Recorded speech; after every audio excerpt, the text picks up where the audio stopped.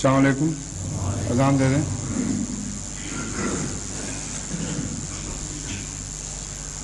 اللہ اکبر.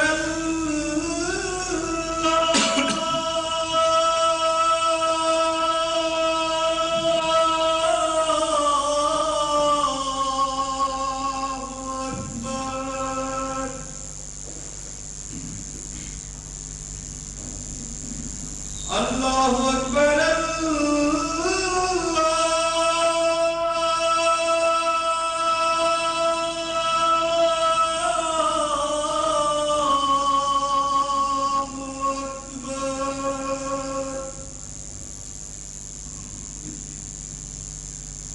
أشهد أن لا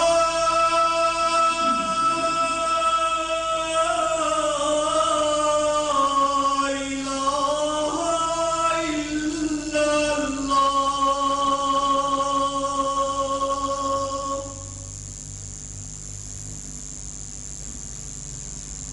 أشهد أن لا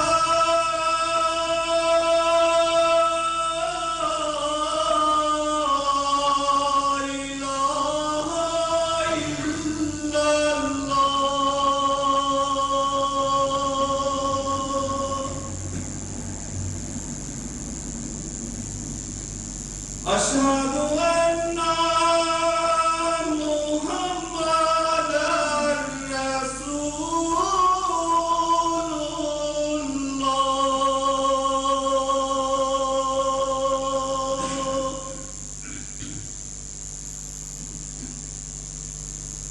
أشهد أن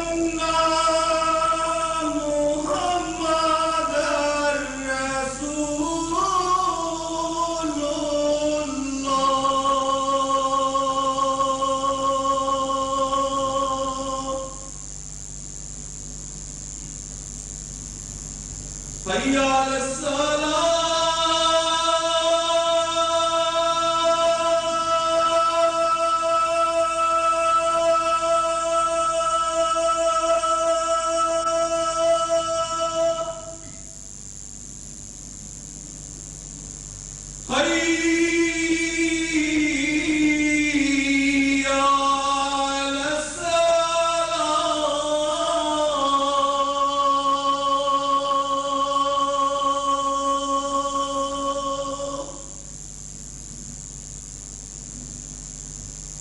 حي على الفلاح.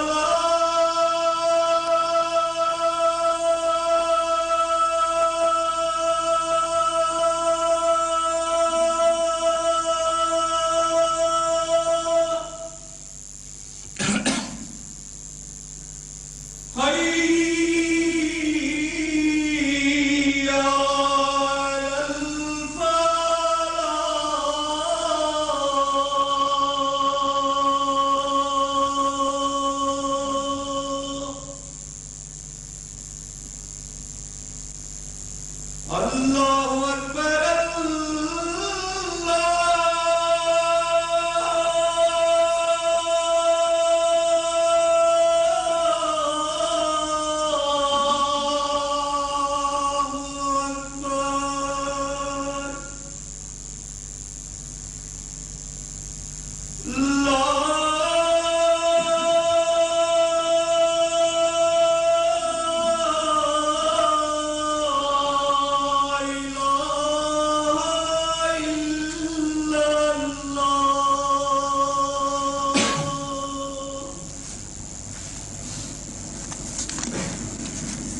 أشهد أن لا إله إلا الله وحده لا شريك له وأشهد أن محمدا عبده ورسوله. أما بعد فأعوذ بالله من الشيطان الرجيم. بسم الله الرحمن الرحيم. الحمد لله رب العالمين الرحمن الرحيم مالك يوم الدين إياك نعبد وإياك نستعين اهدنا الصراط المستقيم صراط الذين أنعمت عليهم غير المغضوب عليهم ولا الضالين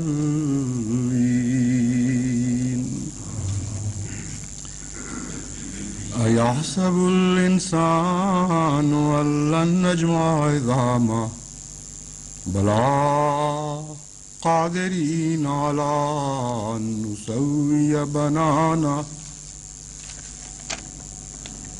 ألم يكن نطفة من مني يمنى ثم كان علقة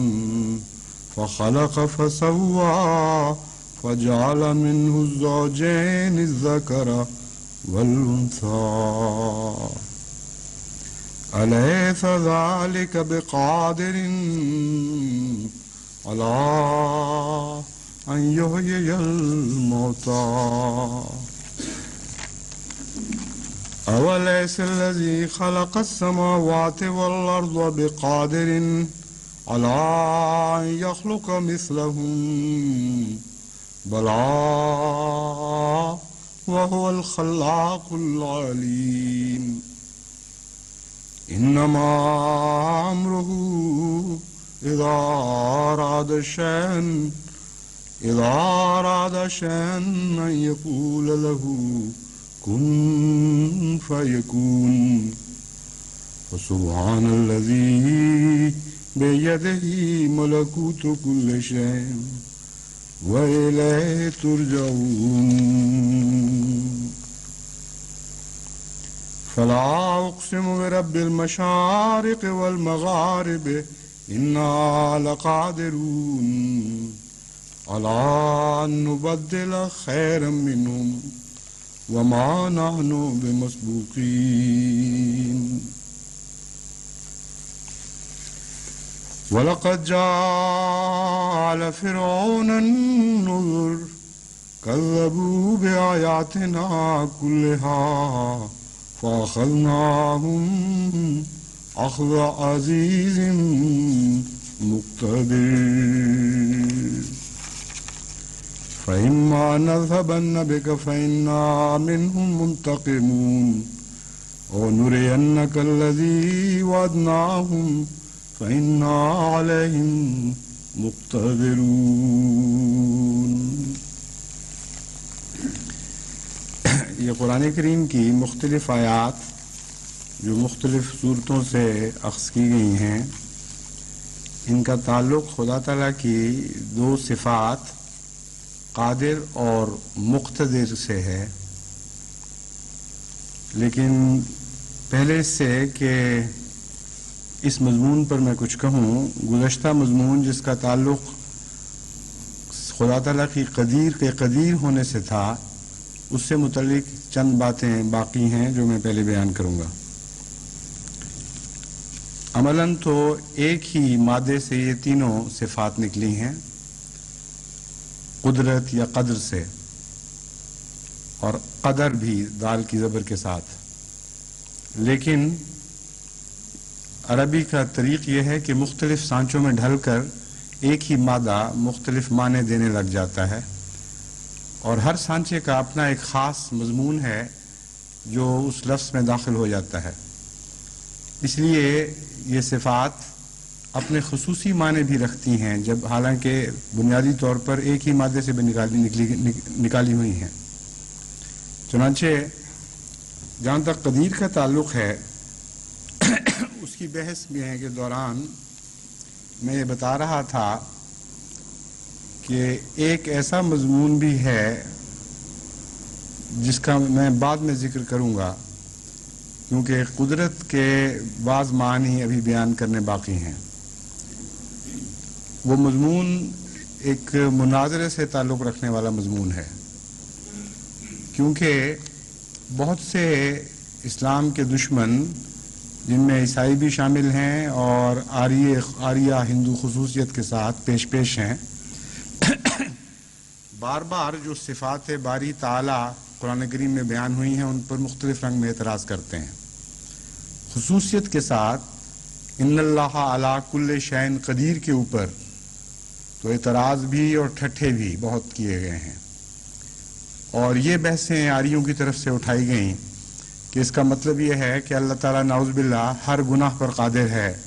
خودکشی پر قادر ہے، ہر بد فعل پر قادر ہے۔ عیسائیوں کی طرف سے بھی ہر چیز پر قادر ہونے کے بیان پر اعتراض کیے گئے، لیکن سب سے زیادہ دکھ والی بات یہ ہے کہ خود مسلمان علماء نے بھی ان بحثوں کو اٹھایا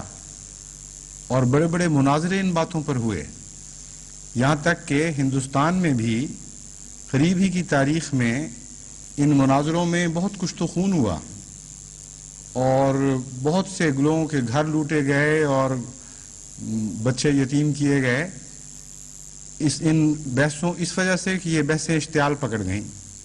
ایک فریق کہتا تھا کہ خدا تعالیٰ اس بات پر قادر ہے کہ وہ جھوٹ بولے، اور دوسرا فریق کہتا تھا کہ اس بات پر قادر نہیں۔ ایک فریق کہتا تھا خدا تعالیٰ اس بات پر قادر ہے کہ وہ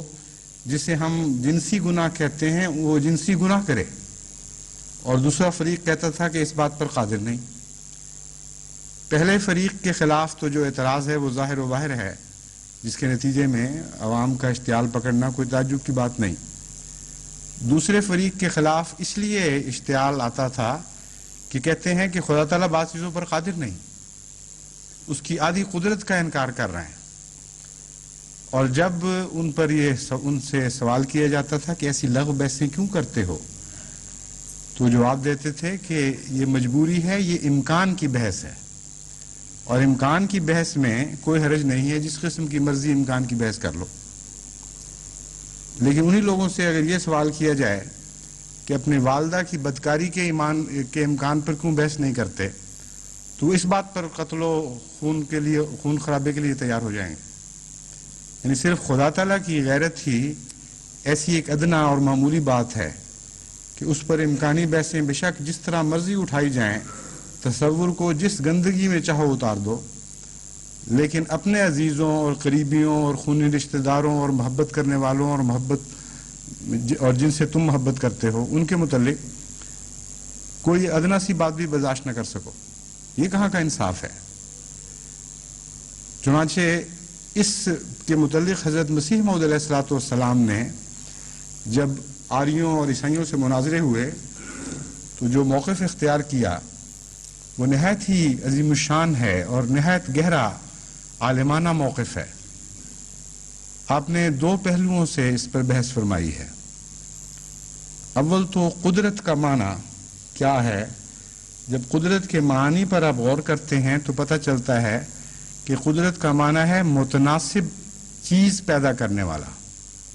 متناسب فعل کرنے والا۔ جیسا کہ میں نے لغوی معنی آپ کے سامنے بیان کیے تھے، ہر وہ چیز جس میں ایسی تساوی پائی جائے، ایسا آپس میں بیلنس، اس کو انگریزی میں کہتے ہیں سیمیٹری، توازن، اتنا خوبصورت پایا جائے کہ ذرہ سے بھی فرق نہ ہو۔ اور پھر حضرت مسیح موعود علیہ الصلوۃ والسلام نے فرمایا کہ قدرت کے اندر ہی حکمت شامل ہے، اس لیے جو چیز بھی حکمت کے خلاف ہے وہ قدرت کے خلاف ہے۔ جب کہا جاتا ہے کہ قدیر ہے تو قدیر سے مراد یہ ہے کہ وہ حکمت کے فعل کرنے پر قادر ہے، وہ ایسی باتیں کرنے پر قادر ہے جو حسین ہوں، جن کے اندر توازن پایا جائے، جو عیب سے مبرہ ہوں اور جن میں خوبیاں پائی جاتی ہوں۔ اور یشاء کے معنی پر بھی حضرت اقدس مسیح موعود علیہ الصلوۃ والسلام نے زور دیا اور فرمایا کہ یشاء سے مراد ہے جو وہ چاہتا ہے۔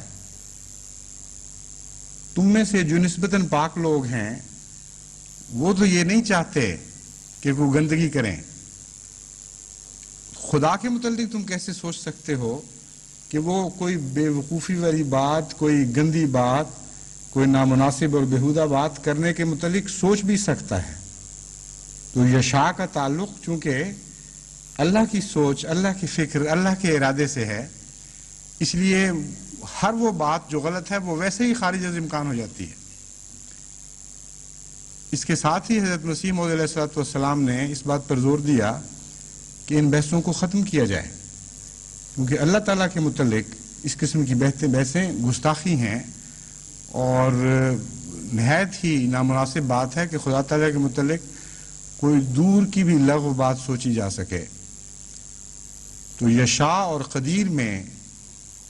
دونوں کے اندر یہ مضمون پایا جاتا ہے کہ خدا جب چاہتا ہے تو غلط بات چاہ سکتا ہی نہیں، ان معنوں میں کہ اس کی حکمت بالغہ کے خلاف ہے، اور قدرت کے معنی یہ ہیں کہ جو چیز متوازن ہو اور اچھی ہو اور حکمت سے تعلق رکھتی ہو۔ بس جب یہ کہیں گے کہ فلاں چیز خدا یعنی گندی چیز نہیں کر سکتا، تو یہ خدا تعالیٰ کی صفت پہ حرف نہیں آتا، بلکہ ایسی بات ہے جیسے کہیں کہ فلاں شخص فلاں تصویر نہیں بنا سکتا جو کسی بڑے آرٹسٹ نے بنائی ہے، فلاں شخص فلاں قسم کی میوزک نہیں بنا سکتا جو کسی بڑے میوزیشین نے بنائی ہے، تو وہاں اس کا قدرت سے عاری ہونا ثابت ہوگا جو نہیں بنا سکتا۔ اچھے میوزیشین کے متعلق یہ نہیں کہا جائے گا کہ وہ چونکہ گندی میوزک نہیں بنا سکتا اس لیے وہ قادر نہیں ہے۔ قدرت کا مضمون ہی اعلیٰ تخلیق سے تعلق رکھتا ہے۔ قدرت کے فقدان کے نتیجے میں بد چیزیں پیدا ہوتی ہیں، نہ کہ قدرت کے موجود ہونے کے نتیجے میں بد چیزیں سوچی جا سکتی ہیں۔ اس لیے اگر خدا قدیر ہے تو اس کا لازمی نتیجہ یہ ہے کہ ہر وہ چیز جس سے قدرت کا فقدان ثابت ہو، وہ چیز اس کے اندر شامل نہیں ہے۔ ایک تو یہ ضروری بات تھی جو بتانے والی تھی۔ دوسری ایک نیا مضمون ہے جو خدا تعالیٰ نے پہلے خطبے کے دوران مجھے بتایا اور اس کے بعد پھر اس مضمون کو تفصیل سے مجھے سمجھایا۔ آپ کو یاد ہوگا کہ گزشتہ خطبے کے دوران جب میں لغوی معنی بیان کر رہا تھا تو میں نے کہا کہ ایک معنی اس کا علمہ ہو بھی ہے، یعنی اس نے سکھایا۔ یہ کہہ کر چونکہ مجھے یاد تھا کہ میرے نوٹس میں کہیں بھی علامہ کا معنی نہیں لکھا ہوا،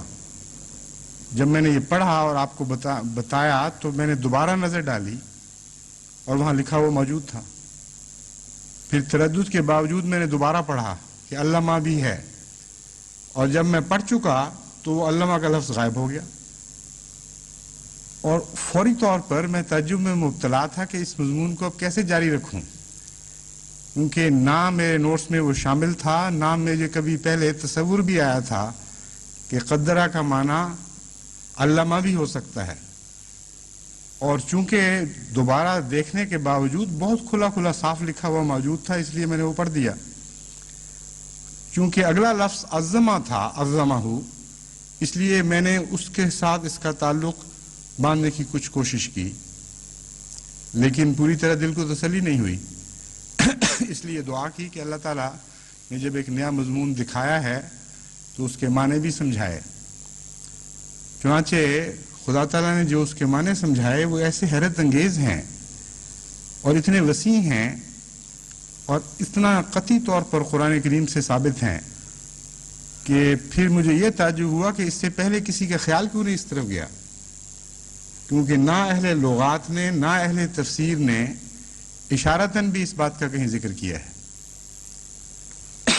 علامہ کا معنی ہے سکھانا،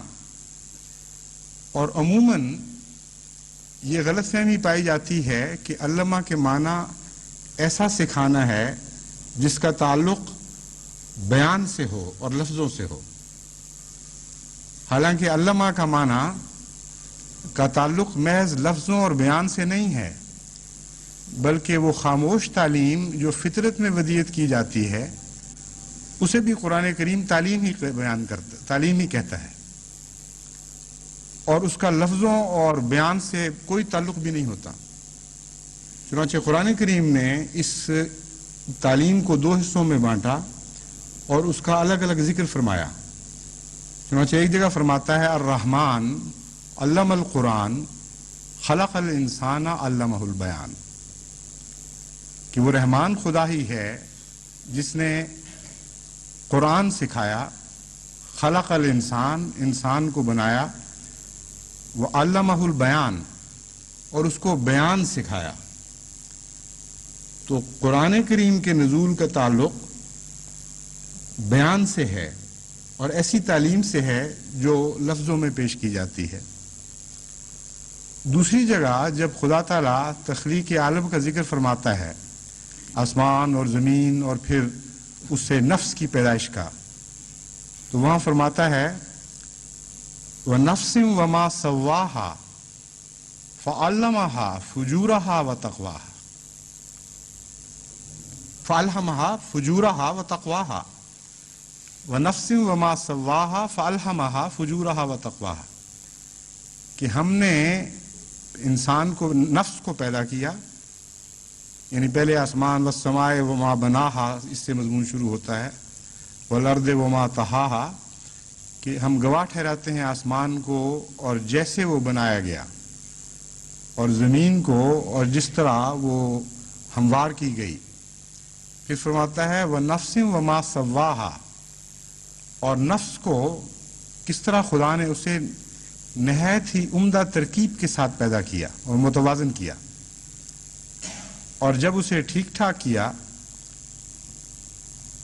فَأَلْهَمَهَا فُجُورَهَا وَتَقْوَاهَا، اس کو الہام کیا اس کے گناہوں کے متعلق بھی، اس کی بدیوں کے متعلق بھی، گندی چیزیں جن سے اس کو بچنا چاہیے ان کے متعلق بھی، اور اچھی چیزوں سے متعلق بھی اس کو بیان کیا، اس کو الہام کیا. پھر دوسری جگہ فرماتا ہے خلقہ فقدرہ ثم السبیل یسرہ، ہم نے اس کو پیدا کیا، خلقہ فقدرہ، یہاں الہمہا کی بجائے قدرہ کا لفظ استعمال فرماتا ہے. اس کو ہم نے قدرہ کیا، یعنی اس کا مطلب یہ ہے کہ اس کے اندر اس کی فطرت میں کچھ چیزیں داخل کی. ثم السبیل یسرہ، پھر اسے چلا دیا ان رستوں پر جو اس کے لیے معین کیے گئے تھے. بس ان معنوں میں خدا تعالیٰ کے کلام کو ہم دو حصوں میں منقسم کر سکتے ہیں. ایک وہ کلام جو لفظوں اور بیان سے تعلق رکھتا ہو، اور ایک وہ کلام جو لفظوں اور بیان سے تو تعلق نہیں رکھتا لیکن تمام کائنات میں موجود ہے. اور یہی وہ کلام کا وسیع معنی ہے جس کی طرف اشارہ کرتے ہوئے قرآن کریم فرماتا ہے لو کان البحر مدادا لکلمات ربی لنفد البحر قبل ان تنفد کلمات ربی ولو جئنا بمثلہ مددا، کہ اگر ہم سمندر خدا تعالیٰ کے کلام کو لکھتے اور ختم ہو جاتے لکھتے لکھتے، تو دیکھتا کہ خدا کا کلام ختم نہیں ہوا، خدا کے کلمات ختم نہیں ہوئے. وَلَوْ جِئْنَا بِمِثْلِهِ مَدَدًا، خواہ ہم ایسے اور بھی سمندر اس کو لکھنے کے لیے لے آتے. تو جہاں تک خدا تعالیٰ کے ظاہری کلام، لفظی کلام کا تعلق ہے، یہ تو اگر 1,24,000 انبیاء کے سارے کلاموں کو اکٹھا بھی کر لیا جائے اور تمام انسانوں نے آج تک جو کچھ بھی لکھا ہے یا جو کچھ لکھ سکتے ہیں آئندہ، ان سب کو بھی اکٹھا کر لیا جائے تو سمندر چھوڑ کے ایک ندی بھی ختم نہیں ہوگی. ایک ندی کی سیاہی بھی غالب آ جائے گی اس کلام کے اوپر لکھنے کے لحاظ سے. وہ کون سا کلام ہے جس کے متعلق خدا تعالیٰ فرما رہا ہے کہ اگر ہم سمندروں کو حکم دیتے کہ وہ لکھیں تو وہ خشک ہو جاتے اور بھی ویسے لے آتے، تب بھی کلام الہی، کلمات الہی ختم نہیں ہو سکتے تھے. تو یہی وسیع تر مضمون ہے کلام کا کہ ایک کلام ہے جو لفظی ہے اور بیان سے تعلق رکھتا ہے، ایک کلام ہے تقدیری ہے جو خدا کی ایسی قدر سے تعلق رکھتا ہے جو ہر چیز میں جاری کی گئی ہے اور باریک در باریک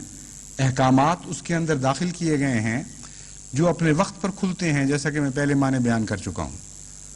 اور یہ سب تعلیم الہی کے نتیجے میں ہے۔ اگر اللہ تعالیٰ یہ تعلیم نہ کرتا فطرت کو تو کسی چیز میں کوئی بھی صفت نہ ہوتی۔ ہائیڈروجن جس طرح بیہیو کر رہی ہے، یا کاربن ڈائی آکسائڈ جس طرح بیہیو کرتی ہے، یا دوسرے مادے ہیں مختلف جو ایک دوسرے کے ساتھ مل کر یا الگ الگ بعض صفات دکھاتے ہیں، جتنی بھی کائنات میں چیزیں ہیں ان سب کے اندر خواہ وہ زندگی رکھتی ہوں یا زندگی سے آری ہوں، جتنی بھی صفات جلوہ گر ہیں یہ ساری تعلیم کی طرح ہیں، اور اس کی تعلیم دی گئی ہے اللہ کی طرف سے، اور خود بخود جاری ہونے والی چیزیں نہیں ہیں۔ چنانچہ حضرت مسیح موعود علیہ الصلوۃ والسلام نے اس مضمون پر روشنی ڈالتے ہوئے فرمایا کہ یہ وہم کر لینا کہ یہ چیزیں خود بخود اتفاقاً ہوئی ہیں یا اتفاقاً جاری ہیں بالکل غلط ہے۔ یہ خدا کی تقدیر کے ساتھ جاری ہیں اور وہ تقدیر ہر وقت کام کر رہی ہے۔ بس ان معنوں میں تقدیر کا ایک اور معنی بھی ہمیں سمجھ آ گیا، قدر خیر ہی و شر ہی، قدر و خیر ہی و شر ہی کا ایک اور مفہوم ہمارے سامنے ابھر آتا ہے۔ تقدیر عام کیا چیز ہے؟ تقدیر عام یہی تعلیم عام ہے جو ہماری فطرت کے اندر لکھی ہوئی ہے، اور جسے اب سائنسدان پڑھنے کے اہل بھی ہو گئے ہیں۔ اور جب ہم کہتے ہیں فطرت میں لکھی ہوئی ہے تو واقعتاً لکھی ہوئی ہے، ایسی چیز نہیں ہے جو فرضی ہے یا محاورتاً ہم کہہ رہے ہیں، بلکہ انسانی زندگی یا حیوانی زندگی میں تو سائنسدان ان کوڈز کو بریک کرنے کے قابل ہو چکے ہیں، اور باقاعدہ ڈی کوڈ کرنے کے بعد وہ پڑھتے ہیں کہ اس میں کیا لکھا ہوا ہے۔ ہر حیوان کی ہر زندگی کے ذرے میں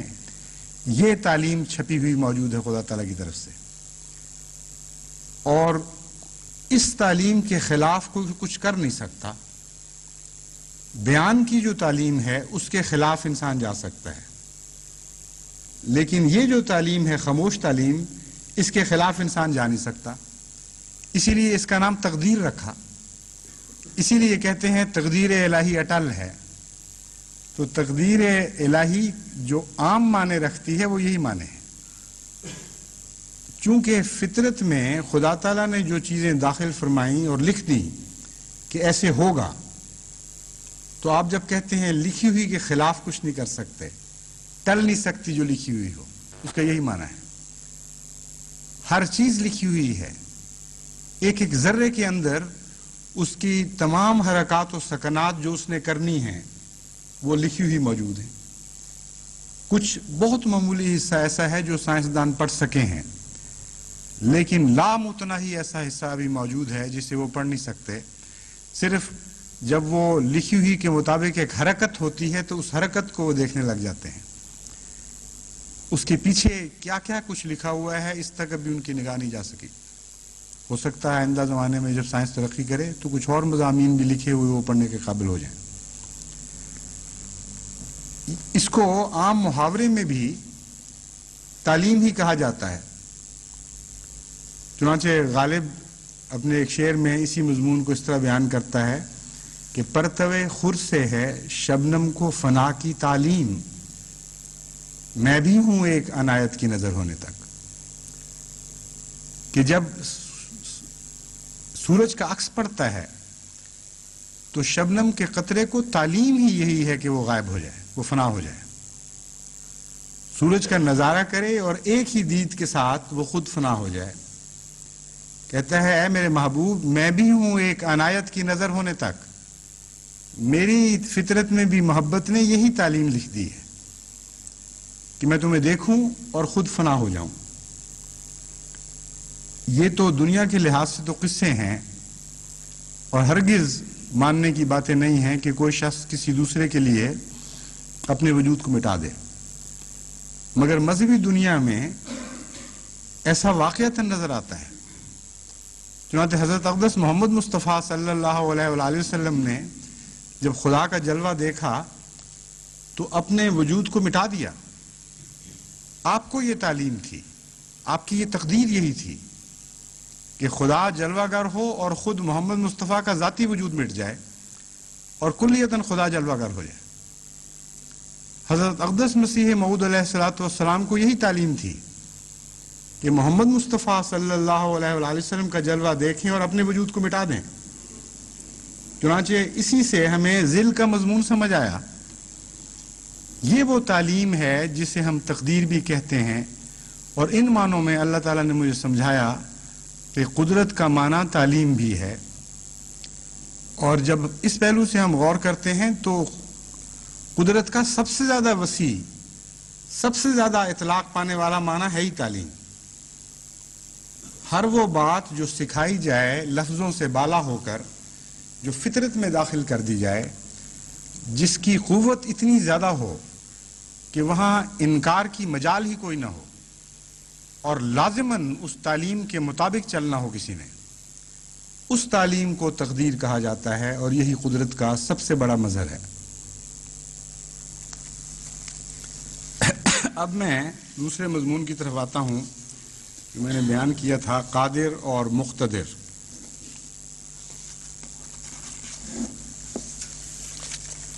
قادر اور مقتدر اور قدیر,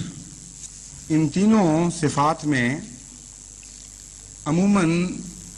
زیادہ فرق نہیں کیا جاتا, اور لغت کی کتابیں لکھنے والے کہتے ہیں کہ بنیادی طور پر تینوں کا ایک ہی معنی ہے.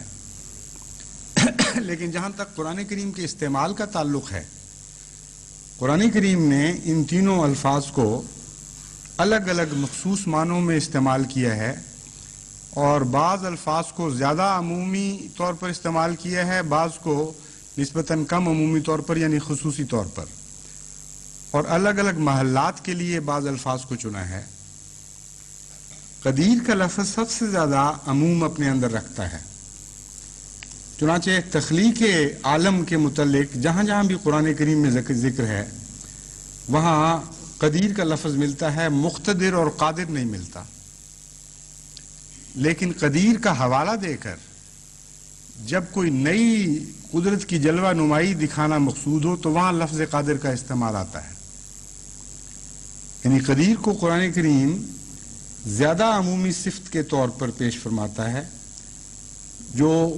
ہر میدان میں کار فرما نظر آ رہی ہے. لیکن خصوصیت کے ساتھ تخلیق اول, پہلی مرتبہ جو کائنات کو پیدا کیا گیا ہے, اور پھر اس میں جاری خدا کی قدرت جو دکھائی گئی ہے. جب خدا تعالیٰ قرآن کریم میں اس مضمون کو بیان فرماتا ہے تو خدا کی صفت قدیری کا بیان کا ساتھ ہی ذکر فرماتا ہے. اور جیسا کہ میں نے بیان کیا ہے, جب ایک خدا کی قدرت کا ایسا جلوہ دکھانا مقصود ہو جو عام جاری تقدیر کے علاوہ ہو, اور جاری تقدیر سے انسان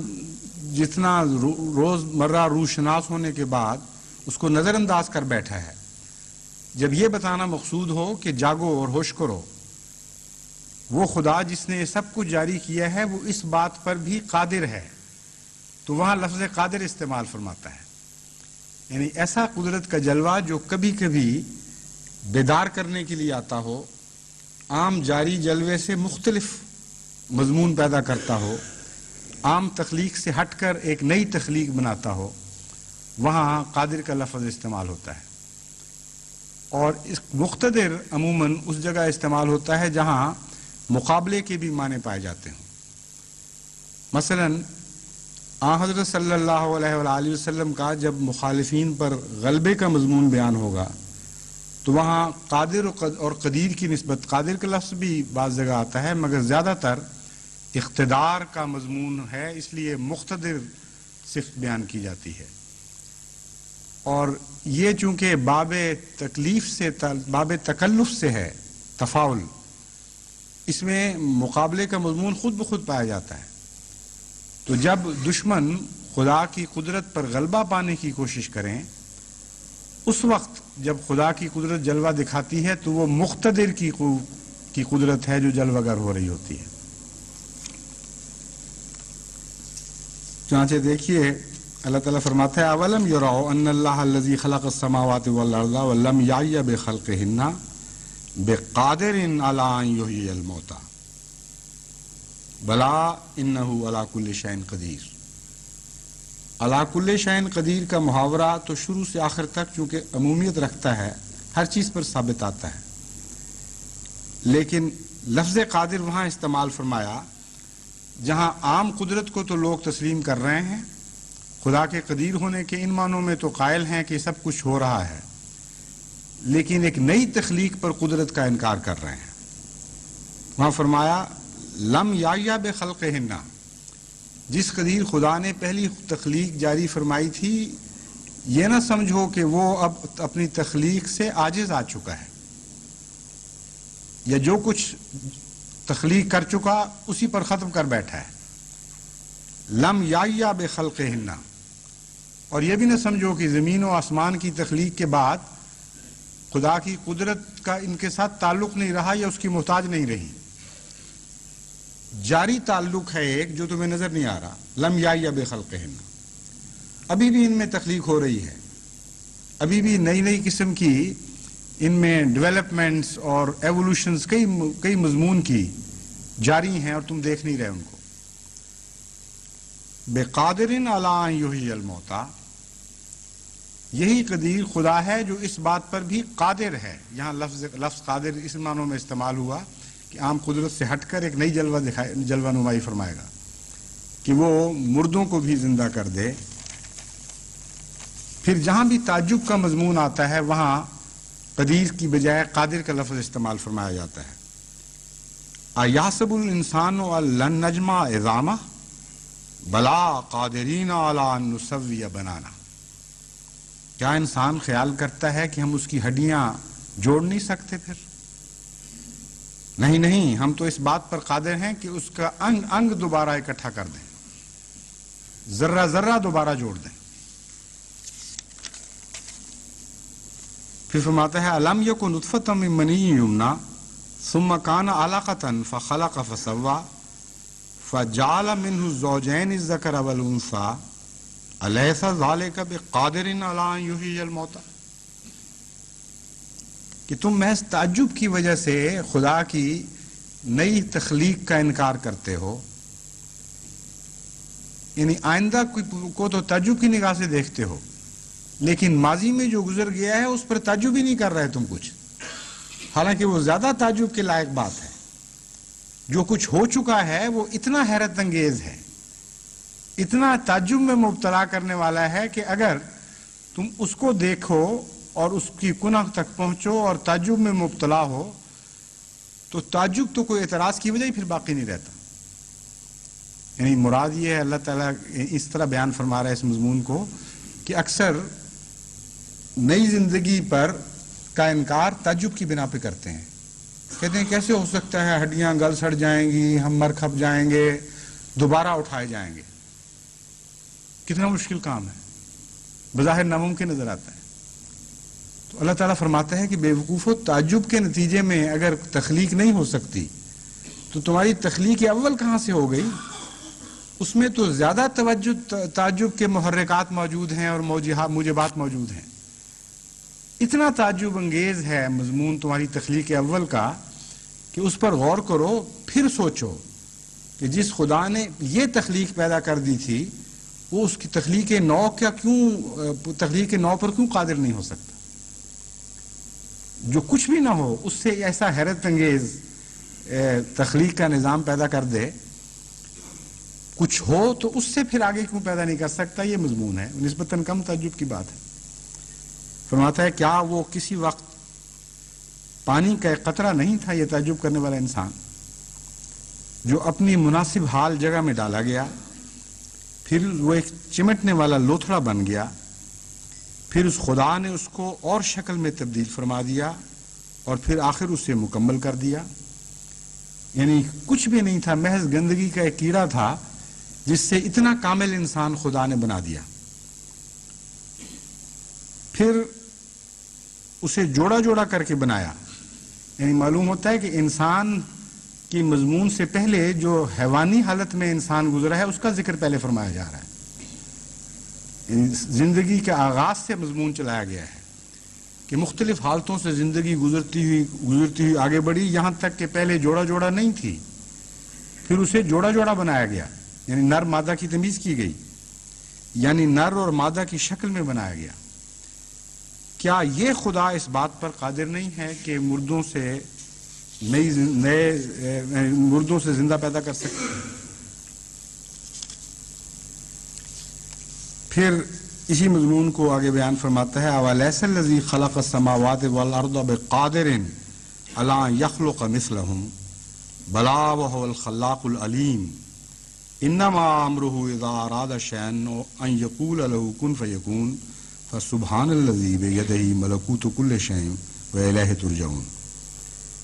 کہ کیا وہ جس نے آسمانوں اور زمین کو پیدا کیا ہے اس بات پر قادر نہیں کہ ان کی طرح کی اور مخلوق پیدا کر دے؟ یہاں مضمون کو اور بھی پیچھے لے جایا گیا ہے، آسمانوں اور زمین کی پیدائش کی طرف توجہ پھیر دی گئی. اتنا وسیع نظام کائنات کا موجود ہے، اس کی تخلیق پر تم کیوں غور نہیں کرتے کہ کتنا حیرت انگیز نظام ہے، اور یہاں آ کر اٹک جاتے ہو کہ کیسے ہو سکتا ہے کہ ہم دوبارہ زندہ ہو جائیں؟ جو تم موجود ہو تمہیں ایک نئی تخلیق نہیں مل سکتی، اور جب کچھ بھی نہیں تھا اس سے اتنی عظیم الشان تخلیق ہو گئی، اس پر تم تعجب نہیں کرتے. پھر فرماتا ہے فَلَا أُقْسِمُ بِرَبِّ الْمَشَارِقِ وَالْمَغَارِبِ إِنَّا لَقَادِرُونَ عَلَىٰ أَن نُبَدِّلَ خَيْرًا مِّنْهُمْ وَمَا نَحْنُ بِمَسْبُوقِينَ. ہرگز نہیں، جو تم سوچ رہے ہو غلط ہے. اقسم برب المشارق والمغارب، میں قسم کھاتا ہوں اس ذات کی جو مشارق کا بھی رب ہے اور مغارب کا بھی رب ہے. یعنی ہر جو نئی صبح طلوع ہوتی ہے اور جہاں جہاں سے کسی قسم کی بھی کوئی صبح طلوع ہوتی ہے ایک نیا نظام بنتا ہے، اس سب کا بھی خدا ہی رب ہے. اور جب ایک نظام تباہ ہوتا ہے اور غرق ہو جاتا ہے، جب ایک قوت ابھرتی ہے اور پھر ڈوب بھی جاتی ہے، تو جس معنی میں بھی کوئی چیز ڈوبتی اور نظر سے غائب ہوتی ہے اس کا بھی وہ رب ہے. یعنی خدا سے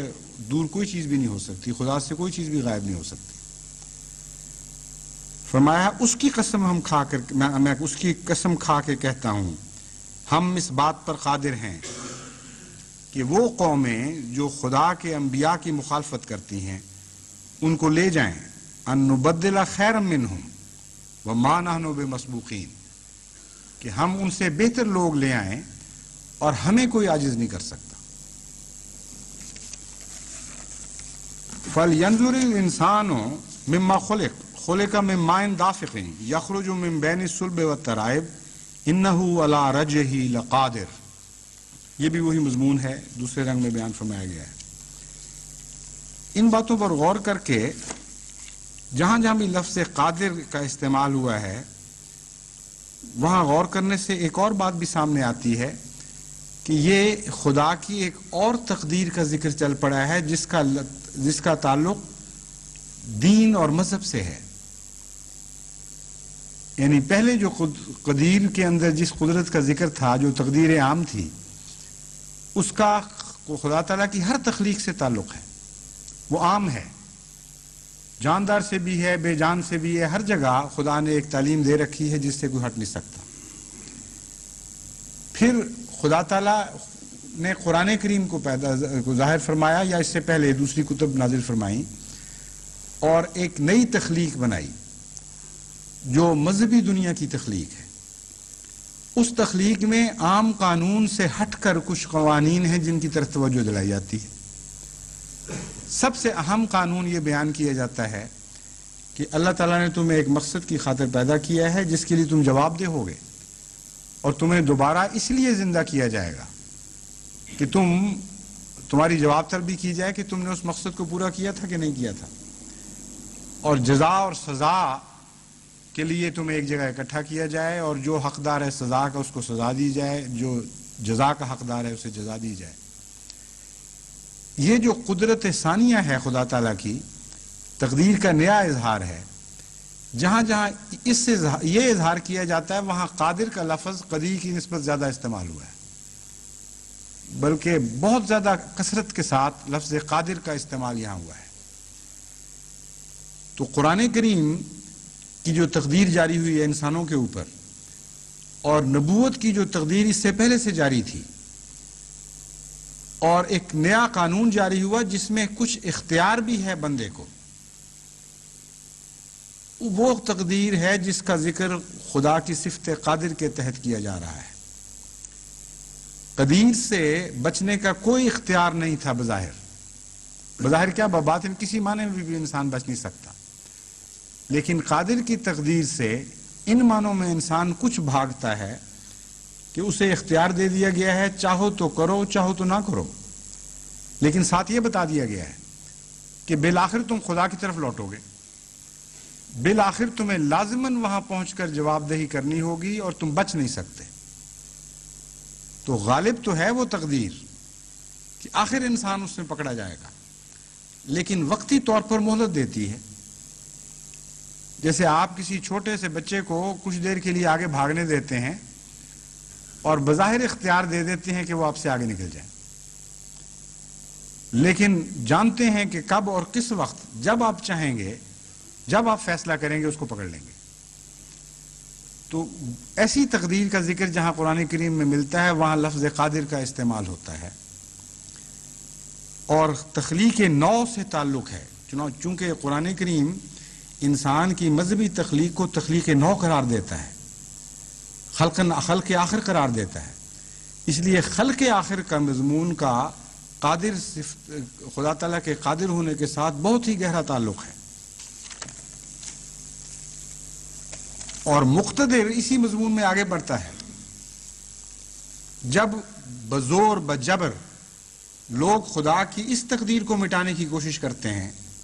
تو اس وقت اللہ تعالیٰ مقتدر بن کے ان کے سامنے ظاہر ہوتا ہے اور اپنے پیاروں کی حفاظت فرماتا ہے اور ان کے مخالفین کو مٹا دیتا ہے۔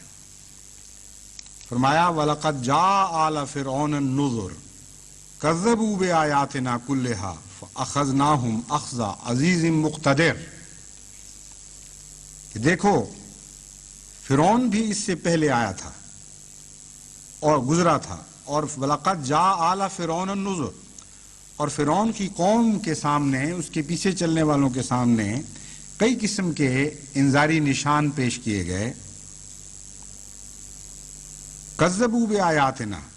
انہوں نے ہماری آیات کو جھٹلا دیا، کلھا کلیتاً، فاخذناہم اخذ عزیز مقتدر، ہم نے ان کو اس طرح پکڑا جس طرح ایک عزیز غالب طاقت والی ہستی جو مقتدر ہو وہ پکڑا کرتی ہے۔ جب قدرت گھیرا ڈال لیتی ہے خدا کا، جب مخالف کے مقابل پر جوش کے ساتھ جلوہ دکھاتی ہے، اس وقت خدا تعالیٰ کی صفت قدیر یا قادر کے ذکر کی بجائے مقتدر کی صفت بیان فرمائی جاتی ہے۔ متکلف جس طرح تکلیف کر کے کام کرتا ہے، غیر معمولی توجہ کے ساتھ کام کرتا ہے، کوشش کے ساتھ کام کرتا ہے، تو فرمایا کہ یہاں خدا کی تقدیر عام جاری نہیں رہی، اب کوشش کرے گی، بڑے جلال کے ساتھ ظاہر ہوگی، اور جو بھی اس کے پیاروں پر حملہ آور ہوتے ہیں انہیں لازماً مٹائے گی، انہیں لازماً ناکام بنا کے دکھائے گی۔ اب عام تقدیر کا یہاں مقام ہی نہیں رہا۔ اس تقدیر کی روح سے اگر مخالف بھی نتیجہ نکلتا ہو تو مقتدر خدا کی تقدیر اس نتیجے کو ناکام بنا دے گی اور ایک نیا نتیجہ پیدا کر کے دکھا دے گی۔ ان معنوں میں مقتدر قدیر اور قادر دونوں سے زیادہ غلبے کے ساتھ اپنی قدرت نمائی کرتا ہے، لیکن ایک پہلو سے یہ مضمون محدود ہو جاتا ہے، یعنی صرف خدا کے پاک بندوں کے لیے یہ تقدیر جوش دکھاتی ہے، تو یہ تقدیر خاص بھی ہے، اس لحاظ سے محدود ہے، اور چونکہ تقدیر خاص ہے اس لیے زیادہ طاقتور بھی ہے اور زیادہ غالب بھی ہے۔ تو تین قسم کی تقدیریں ہمیں نظر آئیں، تقدیر عام اور تقدیر خاص جو مذہبی تقدیر ہے، اور پھر اخص یعنی مقتدر کی تقدیر۔ پھر قرآن کریم اسی مضمون کو حضرت صلی اللہ علیہ وآلہ وسلم کے ذکر میں بیان فرماتا ہے وَإِمَّا نَذْهَبَنَّ بِكَ فَإِنَّا مِنْهُمْ مُنْتَقِمُونَ أَوْ نُرِيَنَّكَ الَّذِي وَعَدْنَاهُمْ فَإِنَّا عَلَيْهِمْ مُقْتَدِرُونَ. اگر ہم تجھے لے بھی جائیں یعنی اپنے پاس بلا بھی لیں فَإِنَّا مِنْهُمْ مُنْتَقِمُونَ ہم لازماً ان لوگوں سے تیرا انتقام لیں گے. یعنی تو ہمیشہ نہیں رہ سکتا اس دنیا میں لیکن جس مقتدر خدا سے تیرا تعلق ہے وہ ہمیشہ رہنے والا ہے. اس لیے اگر تیرے دشمن مٹ جائیں تو وہ مٹ جائیں گے, ضروری نہیں کہ ان کے کام کو جاری رکھنے والے ہوں, لیکن تو اگر نہ رہے اس دنیا میں تو تیرا کام نہیں مٹنے دیا جائے گا, اور جنہوں نے تجھ پر ظلم کیے ہیں ہم ان سے لازماً انتقام لیں گے. لیکن بعد کے وعدے صرف نہیں ہیں اور نُرِيَنَّكَ الَّذِي وَعَدْنَاهُمْ فَإِنَّا عَلَيْهِمْ مُقْتَدِرُونَ. او میں استثناء بتایا جاتا ہے. فرمایا یہ نہیں کہ ہم مستقبل کے وعدے کر رہے ہیں کہ پہلے تجھے واپس بلا لیں گے اور پھر ان سے انتقام لیں گے. کچھ حصہ ایسا بھی ہوگا جو او کے تابع ہے کہ تیری زندگی میں تجھے بھی دکھائیں گے کہ کس طرح خدا مقدرت رکھتا ہے, اقتدار رکھتا ہے ان لوگوں کے اوپر, تیرے مضمون کو غالب کرے گا اور ان کے مضمون کو مغلوب کر کے دکھائے گا.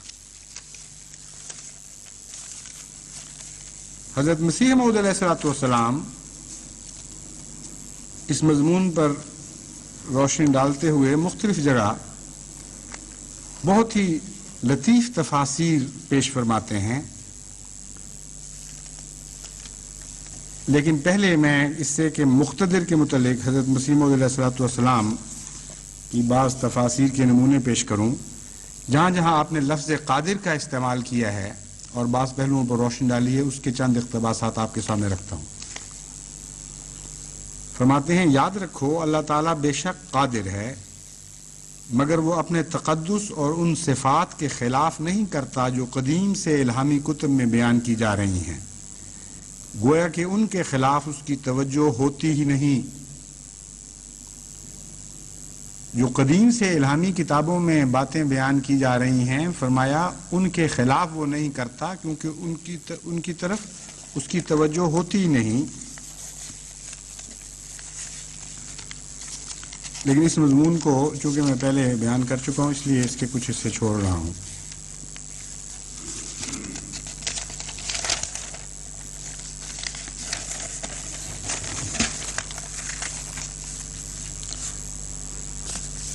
فرماتے ہیں وہ ہمارا خدا قادر مطلق خدا ہے, وہ کامل اختیار رکھتا ہے. یمح اللہ ما یشاء, جس چیز کو چاہتا ہے اسے مٹا بھی دیتا ہے. ہمارا ایمان ہے وہ جوتشی کی طرح نہیں,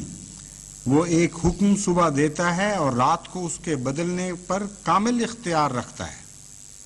ما ننسخ من آیت والی آیت اس پر گواہ ہے.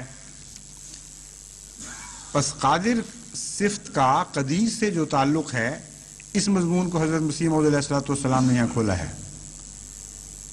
کہ جاری تقدیر ہے ایک, وہ بھی خدا کی جاری ہوئی تقدیر ہے, مگر وہ ایسی نہیں کہ جو خدا کو عاجز کر دے کہ اسے بدل نہ سکے. اپنے وجود کو دکھانے کے لیے قدرت سے اپنی ذات کا دیتا ہے حق ثبوت. اس بے نشان کی چہرہ نمائی یہی تو ہے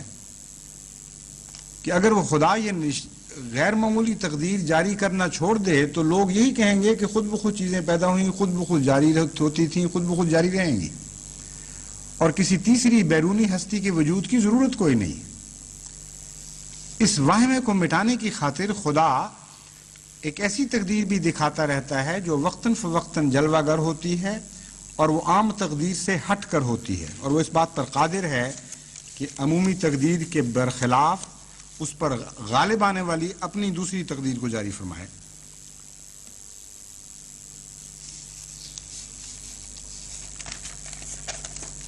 فرماتے ہیں اس خدا پر ایمان لانے سے کیا مزہ جو قریب قریب بتوں کے ہو,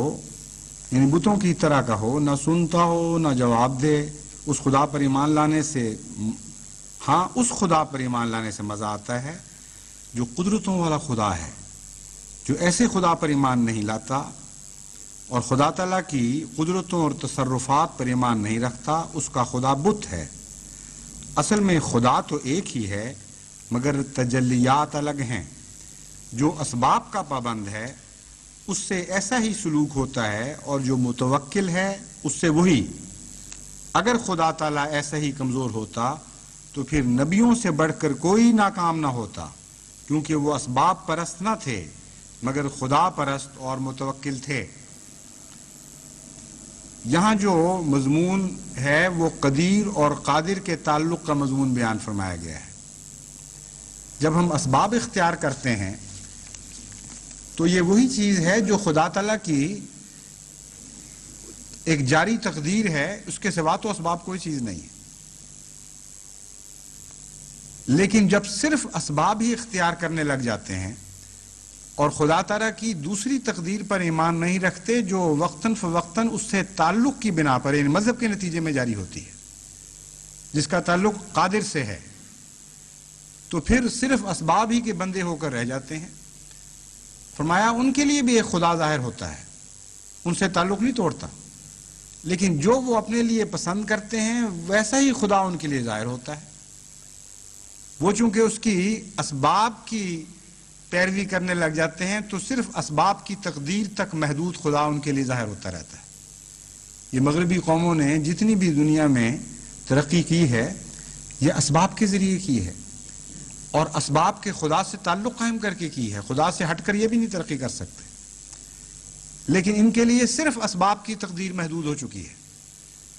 فرمایا اگر صرف یہی تقدیر ہوتی تو انبیاء تو جیتے جی مر جاتے، کیونکہ ان کے پاس تو اسباب ہوتے ہی نہیں مقابلے کے لیے۔ یہ اتنے تھوڑے، اتنے حقیر ہوتے ہیں دشمن کے اسباب کے مقابل پر کہ کوئی حیثیت ہی نہیں رکھتے۔ فرمایا وہ تو مر جاتے جیتے جی،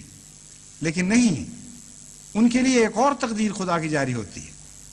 اور وہ اس کی مذہب کی تقدیر ہے جو اس سے زندہ تعلق رکھتا ہے۔ اس کے لیے خدا قادر کے طور پر بھی جلوہ گر ہوتا ہے، عام تقدیر کو مٹا کر ایک نئی تقدیر بناتا ہے۔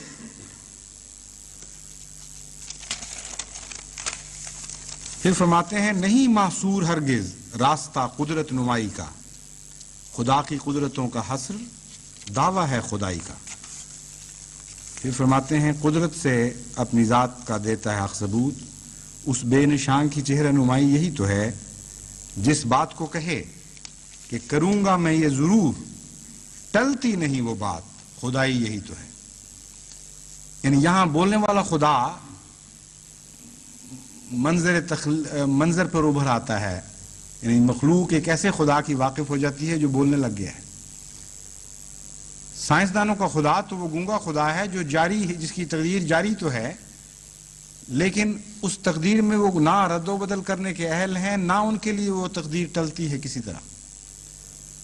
لازم ہے ان پر کہ 100% اس تقدیر کی پیروی کریں، غلامی اختیار کریں، اور پھر جو فائدہ اٹھانا ہے اسے اٹھائیں۔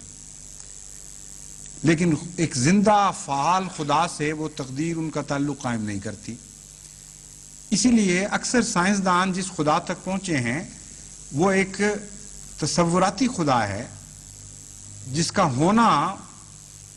وہ تسلیم کر لیتے ہیں،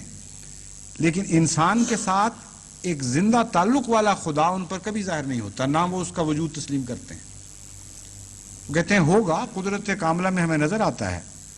لیکن ایسا وجود جو انسانی معاملات میں دلچسپی لے، ان سے دخل دے، ان سے پیار کرے، ان کو سزا دے، ایسا خدا ہمیں کہیں نظر نہیں آتا، اس لیے کہ اس سے ان کا تعلق قائم ہی نہیں ہوتا، وہ خدا کی دوسری قدرت کو سمجھتے نہیں ہیں۔ لیکن جب وہ قدرت کاملہ پر یقین رکھنے لگ جاتے ہیں انسان، تب خدا ان پر ظاہر ہوتا ہے، ان سے بولتا ہے، اور حضرت مسیح موعود علیہ السلام فرماتے ہیں جس بات کو کہے کہ کروں گا میں یہ ضرور، ٹلتی نہیں وہ بات، خدائی یہی تو ہے۔ بس ایسا خدا جب جلوہ گر ہو جائے تو اس وقت انسان کے لیے دعا کا مضمون پیدا ہو جاتا ہے، اور تبھی مذہب میں دعا پر غیر معمولی زور دیا جاتا ہے، تبھی قرآن کریم نے دعا پر غیر معمولی زور دیا، تبھی حضرت مسیح موعود علیہ السلام نے ہمیں دعا کے متعلق اتنا کچھ سکھایا کہ آپ گزشتہ صدیوں کا مواد اکٹھا کر کے دیکھ لیں جو کچھ حضرت مسیح موعود علیہ الصلوۃ والسلام نے دعا کے مضمون پر لکھا ہے اس کے قریب بھی نہیں پھٹکے گا وہ سب کچھ، اپنے مواد کی کثرت کے لحاظ سے بھی اور مضمون کی گہرائی کے لحاظ سے بھی،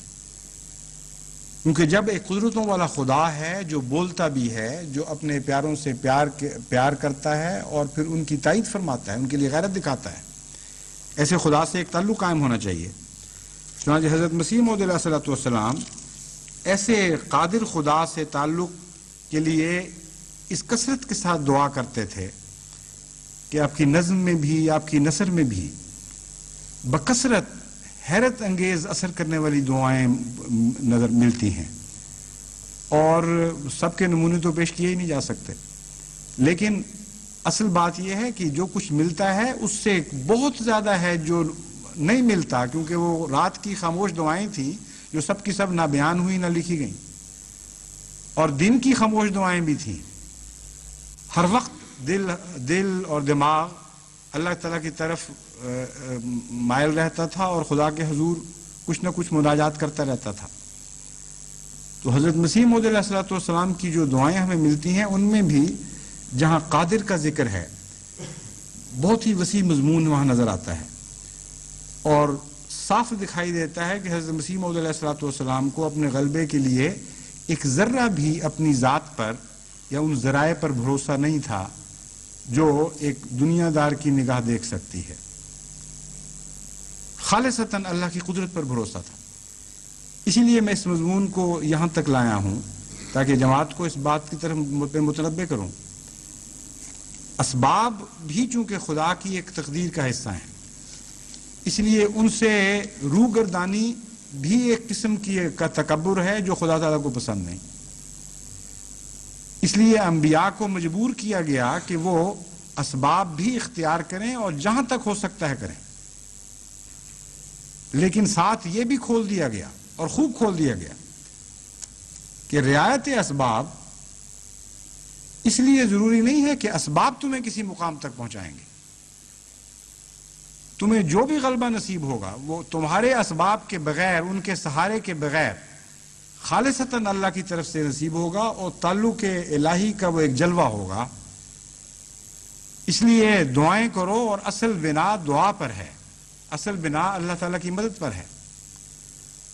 تو ہم اسباب بھی اختیار کریں گے اس لیے کہ وہ قدیر خدا کی جلوہ نمائی ہے، اور ہم خدا کی کسی صفت کے کسی حصے سے بھی مستغنی نہیں ہو سکتے، لیکن اصل بنا ہماری قادر خدا سے تعلق جوڑنے پر ہے، کیونکہ جب تک ہم قادر خدا سے تعلق نہیں جوڑیں گے، قدیر خدا سے تعلق رکھنے والے تو اتنے زیادہ ہیں، اور اسباب کے بندے اس کثرت سے ہیں، اور اس کثرت کے ساتھ ان کو اسباب بھی ملے ہوئے ہیں کہ اسباب کے مقابل پر اسباب کے ذریعے ہم غالب نہیں آ سکتے۔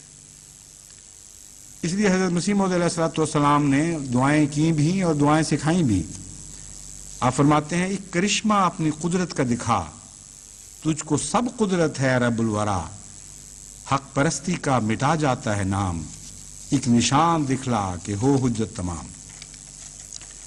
پھر ان دعاؤں کو خدائے قدیر نے اور خدائے قادر نے قبول بھی فرمایا، اور اس قبولیت کا ذکر بھی آپ فرماتے ہیں تیری رحمت ہے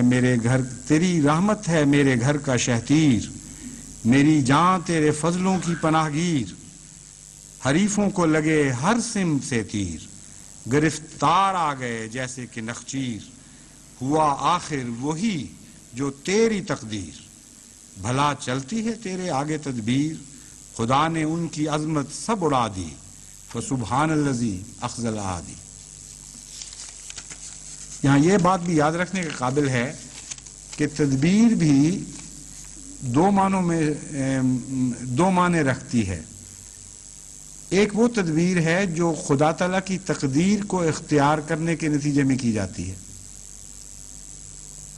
وہ تدبیر کامیاب ہوتی ہے عموماً سوائے اس کے کہ خدا کی کسی غالب تقدیر سے ٹکرا جائے،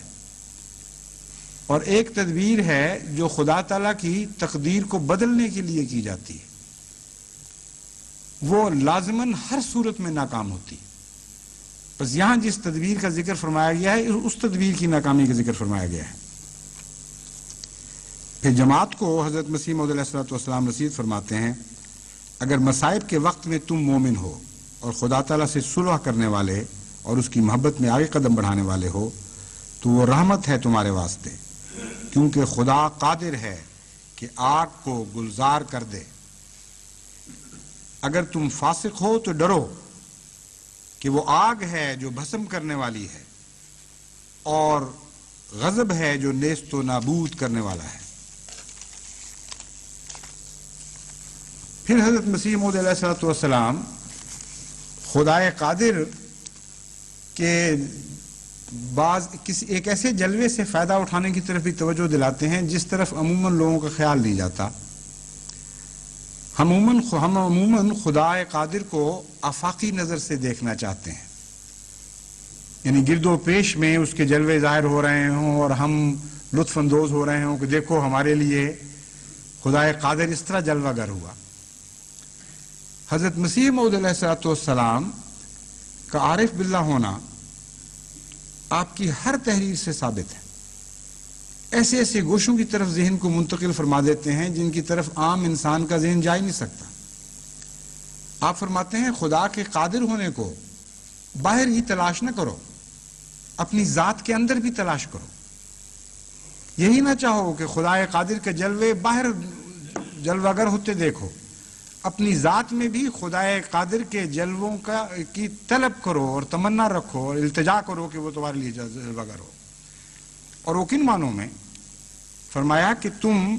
اپنی ذات میں روحانی انقلاب پیدا کرنے کے اہل ہی نہیں ہو، نہ تو تم اس بات کے اہل ہو کہ بیرونی طور پر کوئی روحانی انقلاب تدبیر کے ذریعے برپا کر سکو۔ یہ تو بات تمہیں سمجھ آ گئی کہ تم بہت کمزور ہو اور دشمن غالب ہے، لیکن یہ بات تم نہیں سمجھتے کہ تم اتنے کمزور ہو کہ اپنی ذات کے اندر بھی کوئی روحانی انقلاب برپا نہیں کر سکتے۔ اس کے لیے بھی خدائے قادر کا ہاتھ ڈھونڈو گے تو تب تمہارے اندر وہ انقلاب برپا ہوگا، ورنہ انقلاب نہیں ہو سکتا۔ فرماتے ہیں اب غور کرو کہ جس قادر خدا نے انسان کو ایسے ایسے انقلابات میں سے گزارا کہ انسان بنا دیا، اور اب ایسا انسان ہے کہ گویا عقل حیران ہے کہ کیا سے کیا بن گیا۔ ناک، منہ اور دوسرے اعضاء پر غور کرو کہ خدا تعالیٰ نے اسے کیا بنایا ہے، پھر اندرونی حواس خمسہ دیے اور دوسرے قوا اور طاقتیں اس کو عطا کیں۔ بس خدائے قادر سے اس زمانہ سے جو یہ نطفہ تھا،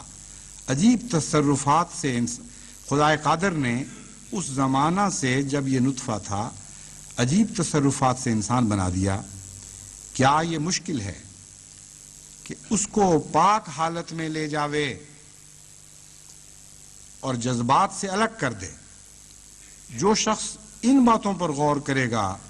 وہ بے اختیار ہو کر کہہ اٹھے گا کہ ان اللہ علی کل شیء قدیر، یعنی خدا تعالیٰ نے جو کچھ تمہیں بنایا ہے بہت عظیم الشان خلقت ہے، لیکن خدا کی مدد کے بغیر اس حالت کو پاک حالت میں تبدیل نہیں کیا جا سکتا۔ اس لیے خدائے قادر سے تعلق جوڑو اور خدائے قادر سے توقع رکھو کہ وہ تمہیں پاک حالت میں لے جائے۔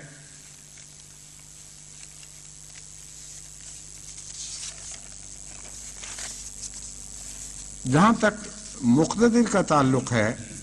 حضرت مسیح موعود علیہ الصلوۃ والسلام کے چند اقتباس کے بعد اب میں اس خطبے کو ختم کرتا ہوں اور اس کا بقیہ حصہ انشاءاللہ آئندہ جمعے کے لیے چھوڑتا ہوں۔ فرماتے ہیں اللہ تعالیٰ مقتدر ہے، وہ جب چاہتا ہے مصیبت کا دروازہ کھول دیتا ہے اور جب چاہتا ہے کشائش کرتا ہے، اور جو بھی اس پر بھروسہ کرتا ہے وہ بچایا جاتا ہے۔ ڈرنے والا اور نہ ڈرنے والا کبھی برابر نہیں ہو سکتے۔ اللہ تعالیٰ ان دونوں میں ایک فرق رکھ دیتا ہے،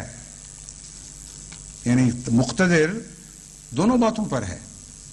پکڑ پر بھی مقتدر ہے اور خوف سے بچانے پر بھی مقتدر ہے،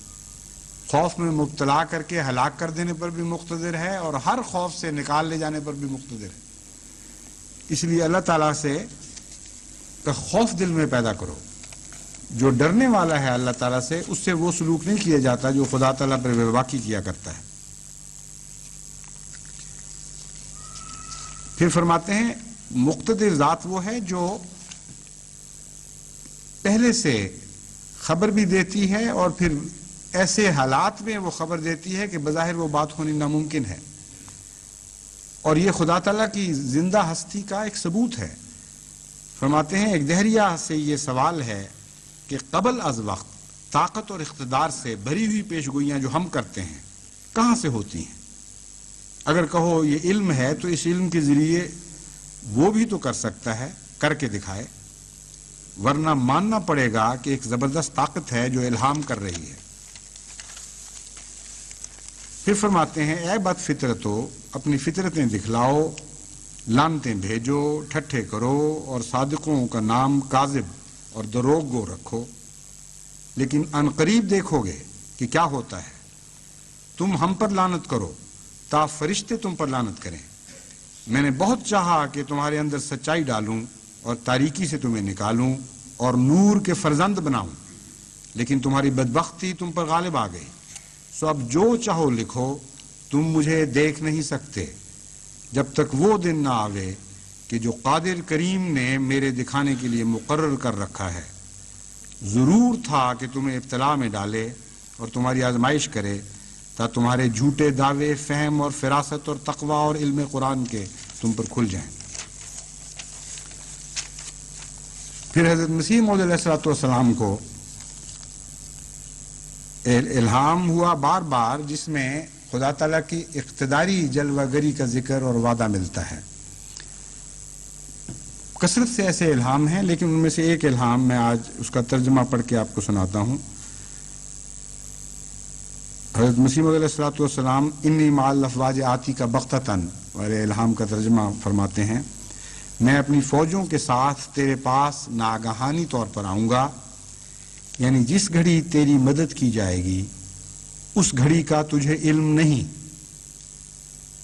بس وہ احمدی جو اندازے لگاتے رہتے ہیں ہر وقت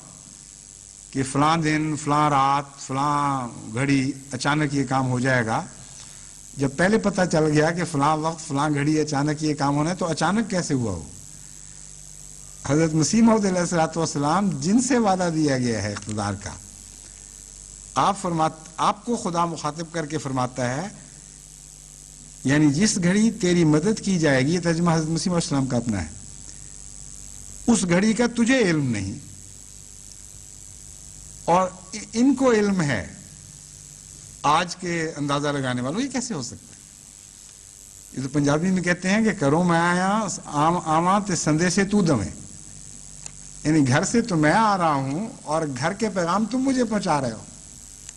حضرت مسیح موعود علیہ السلام کو کس طرح آپ سندیسے دے سکتے ہیں؟ صاحب خانہ ان معنوں میں تو آپ ہیں، نہیں، صاحب خانہ کے مہمان تو آپ ہیں، خدا ہے ہر کائنات کے خانے کا خدا، اس کا مالک، اس گھر سے آنے والے تو مسیح موعود علیہ السلام ہیں، اور آپ کہتے ہیں کہ خدا مجھے فرماتا ہے کہ تجھے اس گھڑی کا علم نہیں، وہ کب اور کس طرح ظاہر ہوگی؟ اور بعض باہر سے آنے والے کہتے ہیں کہ ہاں ہمیں پتہ لگ گیا کہ فلاں وقت اس طرح ظاہر ہو جائے گی۔ آج کا وہ دن بھی وہ دن ہے جس کے معنی خود انہوں نے بنائے ہیں، خود پہنا رکھے ہیں۔ آج جمعہ ہے اور 10 تاریخ ہے۔ مجھے خدا نے بتایا تھا، جس خدا کے قبضے میں میری جان ہے، اس خدا کی قسم کھا کے کہتا ہوں کہ کھلا کھلا واضح طور پر ایک چمکتے ہوئے نشان کے طور پر اس نے مجھے بتایا تھا۔ لیکن جیسا کہ میرے گزشتہ خطبات سے ظاہر ہے، مجھ پر قطعاً یہ واضح نہیں ہے کہ کس رنگ میں وہ نشان پورے ہوں گے۔ کچھ ہوئے جب تو اندازہ ہوا کہ یہ بھی ایک طریق تھا، اور یہ پتہ ہے کہ وہ بار بار کی جلوہ گری ہے، کئی رنگ میں پورے ہوں گے۔ لیکن جوں جمعہ قریب آیا، لوگوں نے مجھے لکھنا شروع کر دیا کہ اب یہ نشان اس طرح پورا ہونے والا ہے۔ تمہیں کس طرح پتہ لگے مجھے تو نہیں پتا، لیکن یہ یقین ہے، ایک ذرہ بھی تزلزل نہیں اس یقین میں، کامل ہے کہ خدا کی طرف سے یہ خبر تھی، اور وہ خدا ہی ہے جو اسے پورا کر کے دکھائے گا، اور جب بھی پورا کر کے دکھائے گا جماعت کے دل اطمینان اور شکر اور حمد کے ساتھ بھر دے گا، اور کوئی شک کرنے والا اس مقام پر نہیں رہے گا کہ وہ شک کر سکے اور ٹھٹھا کر سکے۔ بس یہی ہمارے لیے کافی ہے۔ حضرت مسیح موعود علیہ السلام فرماتے ہیں کہ جس خدا نے خبر دی، اس گھڑی کا تجھے علم نہیں، اور اس دن ظالم اپنے ہاتھ کاٹے گا کہ کاش میں اس خدا کے بھیجے ہوئے سے مخالفت نہ کرتا اور اس کے ساتھ رہتا۔ اور کہتے ہیں کہ یہ جماعت متفرق ہو جائے گی اور بات بگڑ جائے گی۔ حالانکہ ان کو غیب کا علم نہیں دیا گیا، اور ہماری طرف سے ایک برہان ہے، اور خدا قادر تھا کہ ضرورت کے وقت میں اپنی برہان ظاہر کرتا۔ پھر خدائے قادر سے دعا کرتے ہوئے فرماتے ہیں، عرض کرتے ہیں، اے میرے حضرت اعلیٰ ذوالجلال قادر و قدوس حی و قیوم، جو ہمیشہ راست بازوں کی مدد کرتا ہے، تیرا نام عبدالعباد مبارک ہے، تیرے قدرت کے کام کبھی رک نہیں سکے، تیرا قوی ہاتھ ہمیشہ عجیب کام دکھلاتا ہے۔ تو نے ہی اس 14ویں صدی کے سر پر مجھے مبعوث کیا اور فرمایا کہ اٹھ، میں نے تجھے اس زمانے میں اسلام کی حجت پوری کرنے کے لیے اور اسلامی سچائیوں کو دنیا میں پھیلانے کے لیے اور ایمان کو زندہ اور قوی کرنے کے لیے چنا۔ اے میرے قادر خدا، تو جانتا ہے کہ اکثر لوگوں نے مجھے منظور نہیں کیا اور مجھے مفتری سمجھا، اور میرا نام کافر اور کذاب اور دجال رکھا گیا، مجھے گالیاں دی گئیں اور طرح طرح کی دل آزاریوں سے مجھے ستایا گیا۔ سو اے میرے مولا قادر خدا، اب مجھے راہ بتلا اور کوئی ایسا نشان ظاہر فرما جس سے تیرے سلیم الفطرت بندے نہایت قوی طور پر یقین کریں کہ میں تیرا مقبول ہوں، اور جس سے ان کا ایمان قوی ہو اور وہ تجھے پہچانیں اور تجھ سے ڈریں، اور تیرے اس بندے کی ہدایتوں کے موافق ایک پاک تبدیلی ان کے اندر پیدا ہو، اور زمین پر پاکی اور پرہیزگاری کا اعلیٰ نمونہ دکھلائیں، اور ہر ایک طالب حق کو نیکی کی طرف کھینچیں، اور اس طرح پر تمام قومیں جو زمین پر ہیں تیری قدرت اور تیرے جلال کو دیکھیں اور سمجھیں کہ تو اپنے اس بندے کے ساتھ ہے، اور دنیا میں تیرا جلال چمکے اور تیرے نام کی روشنی اس بجلی کی طرح دکھلائی دے کہ جو ایک لمحے میں مشرق سے مغرب تک اپنے تئیں پہنچاتی اور شمال و جنوب میں اپنی چمکیں دکھلاتی ہے۔ اے میرے قادر خدا، اے میرے توانا اور سب قوتوں کے مالک خداوند، تیرے ہاتھ کے برابر کوئی ہاتھ نہیں، اور کسی جن اور بھوت کو تیری سلطنت میں شرکت نہیں۔ کسی شیطان کو یہ قوت نہیں دی گئی کہ وہ تیرے نشانوں اور تیرے ہیبت ناک ہاتھ کے آگے ٹھہر سکے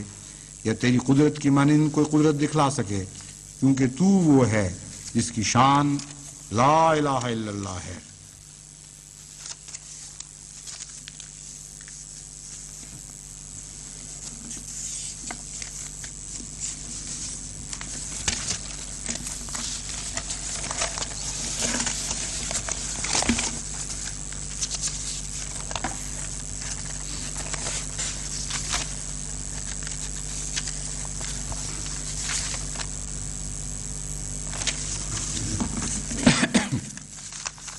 حضرت مسیح موعود علیہ السلام کے ساتھ خدا تعالیٰ نے اس کثرت کے ساتھ قدرت نمائی کے وعدے فرمائے ہیں، ایک مومن کے لیے ایک لمحہ بھی کسی قسم کے شک کی گنجائش باقی نہیں رہتی۔ اس لیے خدا تعالیٰ کی قدرتوں کے اس مضمون کو سمجھنے کے بعد خصوصیت کے ساتھ میں احمدیوں کو یہ نصیحت کرتا ہوں کہ حضرت مسیح موعود علیہ السلام کے رنگ میں رنگین ہو کر سب سے پہلے اپنے قادر خدا سے تعلق جوڑیں، اس کی قدرتوں کے اوپر کامل ایمان رکھیں، ایک لمحہ کے لیے بھی توکل کے اعلیٰ مقام کو ہاتھ سے نہ جانے دیں، رعایت اسباب ضرور کریں کیونکہ یہ لازم ہے، مگر رعایت اسباب پر بھروسہ نہ کریں۔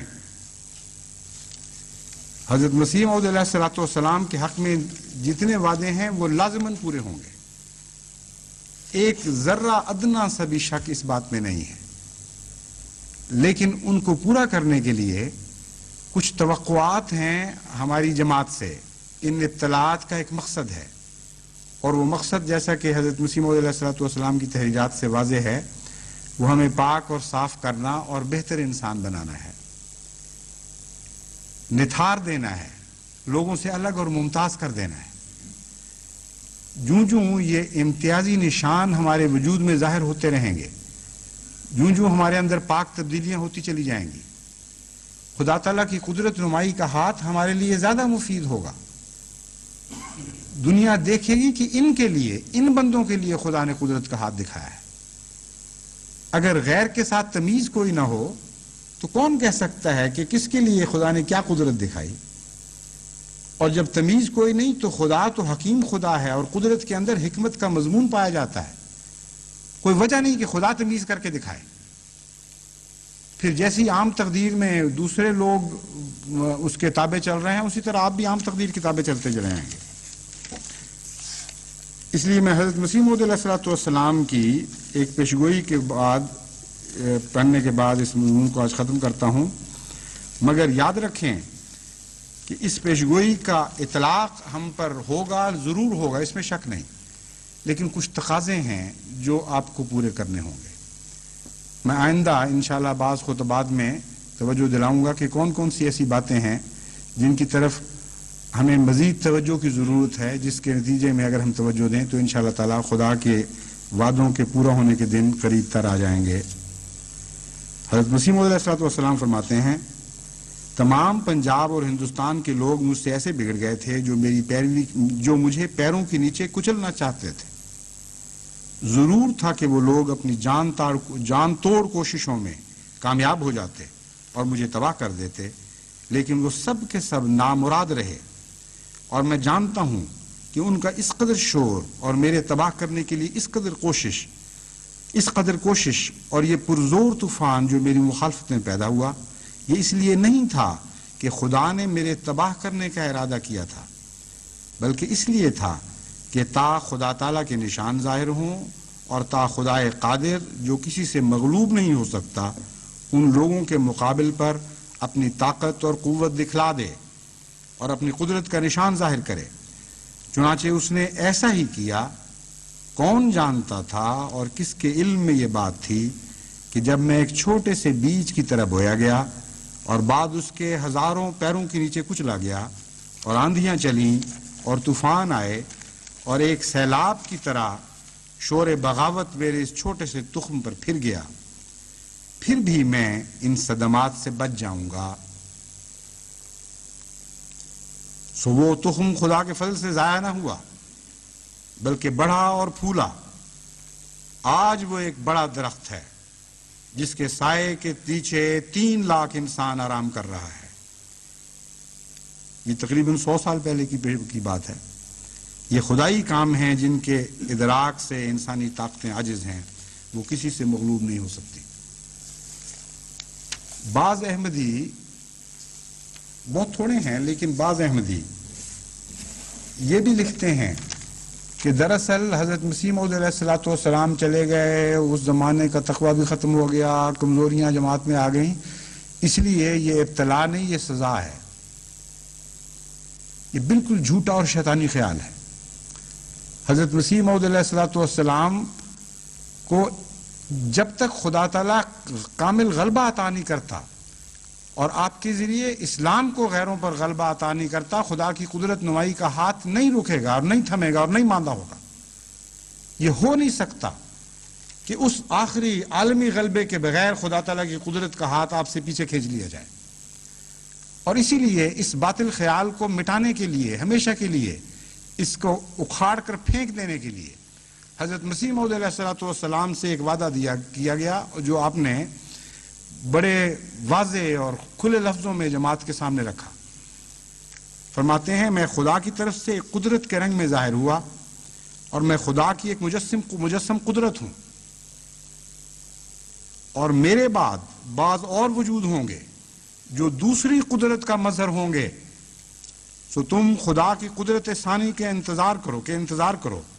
اکٹھے ہو کر دعا کرتے رہو، اور چاہیے کہ ہر ایک صالحین کی جماعت ہر ایک ملک میں اکٹھے ہو کر دعا میں لگے رہیں تا دوسری قدرت آسمان سے نازل ہو اور تمہیں دکھا دے کہ تمہارا خدا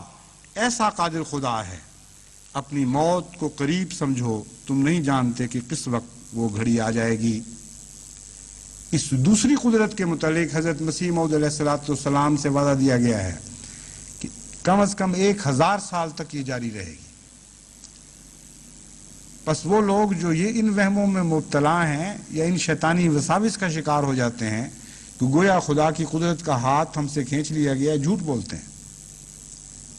وہ قدرت ثانیہ جاری ہے، اور جب تک اس قدرت کے ساتھ جماعت وابستہ رہے گی، خدا کی قدرت جماعت کے ساتھ وابستہ رہے گی. کوئی نہیں جو اس تعلق کو کاٹ سکے. بس آپ کامل وفا کے ساتھ خدا کی قدرت ثانیہ کے ساتھ تعلق جوڑی رکھیں. میں آپ کو خوشخبری دیتا ہوں اور خدا کی قسم کھا کر آپ سے کہتا ہوں کہ خدا کی قدرت کبھی بھی آپ سے اپنا پیبند نہیں توڑے گی، ہرگز نہیں توڑے گی اور ہرگز نہیں توڑے گی، یہاں تک کہ اسلام کو کامل غلبہ نصیب نہ ہو جائے.